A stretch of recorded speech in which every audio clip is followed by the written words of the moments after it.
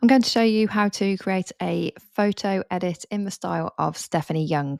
Something a bit like this one here, where we're going to take one image and we're going to layer it up and stagger it and blend it down in different ways to create the effect of movement. Depending on the photo you choose, it'd be great for creating like a hustle and bustle and a really busy area. I'm going to start with this image here of Birmingham's Chinatown. And I'm literally going to duplicate that layer, and then I'm going to enlarge it slightly.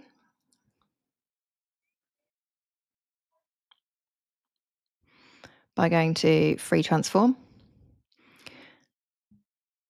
And then just by dragging the corners slightly, just so it's a little bit bigger than the previous one. And then I'm going to go to screen. Now there's different effects that you will get from the different blend styles here. I'm going to start with screen, but you are welcome to test a few different ones. Duplicate the layer again.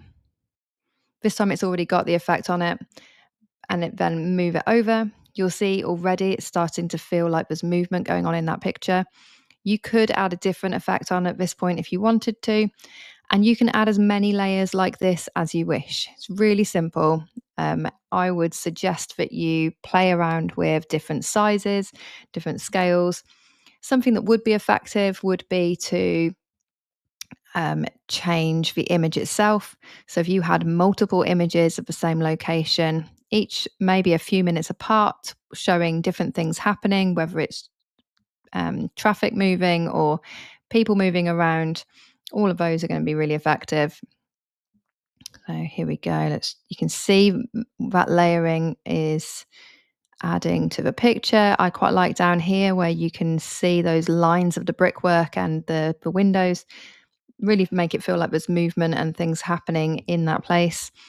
Click enter when you're happy with the location.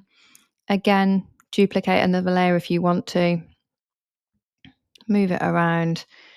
This might be a good opportunity as well to try out a different version here. Maybe that would look better on a lower layer. Yes, you can see it's slightly clearer. And that's it. It's really effective, really simple. And Stephanie Jung is a brilliant option for students to play around with. So if you haven't used this before, test it out. You'll get different effects depending on the image that you choose. But it's a really easy one to recreate. Let me know how you get on in the comments, and make sure you're following, as I've got loads more editing videos coming your way.